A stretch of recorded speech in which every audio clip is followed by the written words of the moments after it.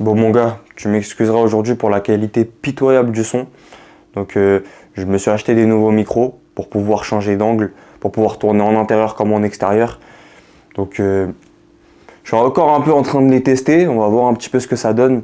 Mais bon, dans tous les cas, je recommencerai pas cette vidéo, donc elle sera upload dans tous les cas, même si le son il est catastrophique, même s'il n'y a pas de son, je vais la poster quand même. J'ai pas que ça à foutre de recommencer et de réenregistrer une vidéo.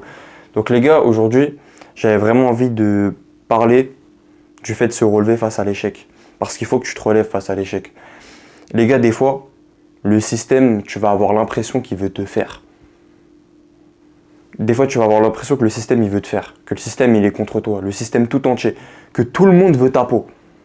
Et à ce moment-là, ce qu'il faut que tu te dises, c'est que même si tout le monde veut ma peau, je ne peux pas contrôler le système. Je ne peux pas contrôler le reste du monde. Je ne peux me contrôler que moi-même. Et même si toutes tes excuses sont légitimes, même si là, demain, t'échoues et tu dis j'ai échoué parce que le système a voulu me faire, parce que le système était totalement contre moi, tous les aléas de la vie, tout le monde entier, l'univers, il s'est accordé à ce que je perde, même si c'est vrai. Tu dis ça, même si c'est vrai, même si c'était catastrophique, même si c'est vrai qu'il t'est arrivé des trucs, des successions de malchance, entre guillemets, mais qui sont incroyables, le monde ne retiendra que le résultat, dans tous les cas. Si tu ne réussis pas, le monde retiendra le fait que tu n'aies pas réussi. Il ne va pas retenir le fait que oui, t'as pas réussi, mais t'as eu ça, en même temps, il t'est arrivé ça, etc. Le monde, il n'est pas compréhensif avec toi. Le reste du monde ne retiendra que le résultat. Et c'est ça qu'il faut que tu te mettes dans le crâne. C'est pour ça que il faut que tu te relèves. Parce que si tu restes à terre, si la vie, elle te met une baffe et que tu restes par terre, on retiendra que tu es resté par terre. On retiendra pas que la vie, elle t'a mis une baffe. On retiendra pas que le système était contre toi. On retiendra pas que c'était difficile. On retiendra juste que t'es resté par terre, t'as fini par terre, t'as fini à genoux. Combien de fois, moi, la vie, elle a essayé de me mettre à genoux, les gars? De mon jeune âge, je ne suis pas si vieux que ça. Et la vie, elle m'a quand même envoyé des tests, que ce soit quand j'ai passé le permis. Je vous raconterai ça dans une autre vidéo. Mais les gars, quand j'ai passé le permis de conduire, le système, il était contre moi à un moment donné. J'aurais pu péter un câble, j'aurais pu dire, vas-y, nique sa mère, je conduis sans permis. Ça me casse la tête, frère. Mais non, les gars.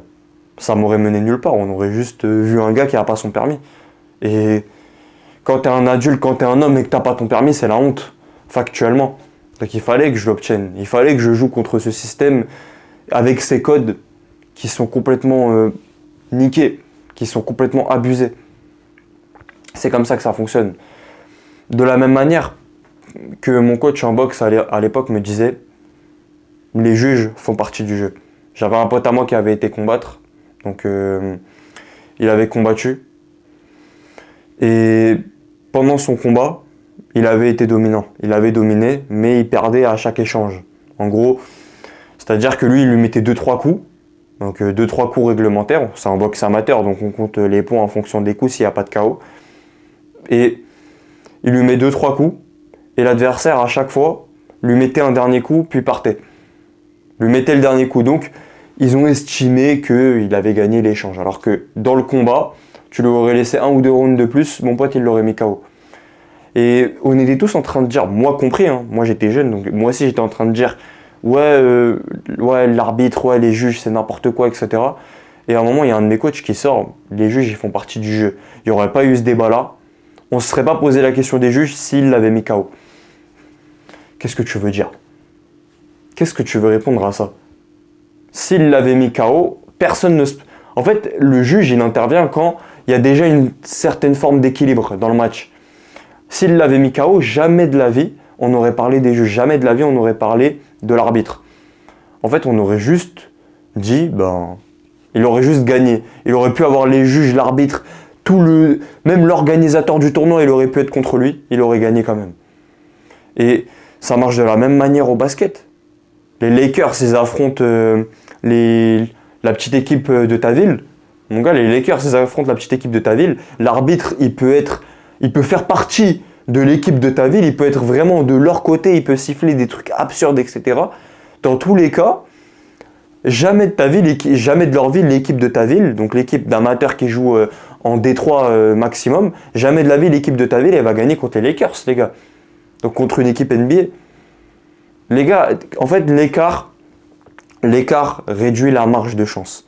En fait, à un moment donné, il faut vraiment se dire que même si certaines choses peuvent paraître arbitraires, même si certaines choses dans la vie peuvent paraître absurdes, tu peux te dire oh non mais c'est abusé, j'ai l'impression que le monde est contre moi, etc. La meilleure chose à faire, c'est de ne pas se trouver d'excuses. On ne retient que le résultat, mais il faut aussi se dire que l'écart de puissance entre toi et l'objectif que tu vises, et la difficulté de l'objectif que tu vises, et les obstacles de l'objectif que tu vises, réduiront l'arbitrage. Ils réduiront l'arbitrage de l'univers. Ils réduiront la part de chance. C'est ça qu'il faut que tu te dises. Sur ce, les mecs, c'était Bigas. J'espère que la qualité du son est passable encore une fois. Mais faut vraiment que tu te mettes ça dans le crâne en tout cas.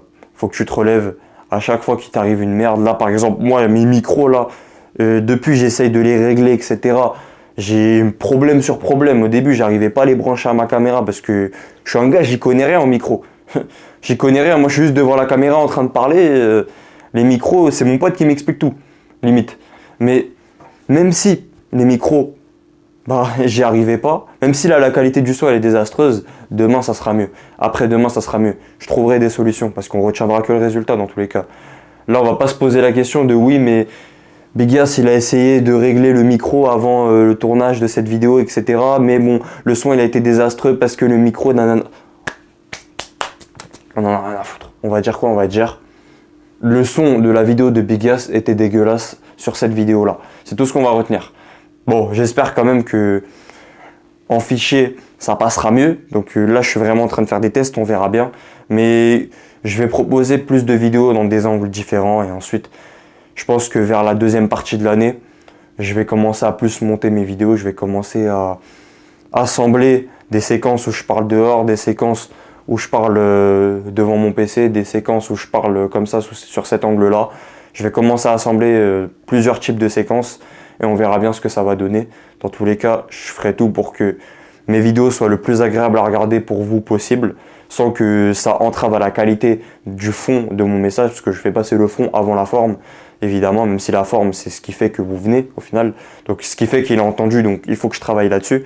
Mais pour moi, le but, c'est que ceux qui entendent mon message, ceux qui sont là, ils puissent récolter une valeur maximale.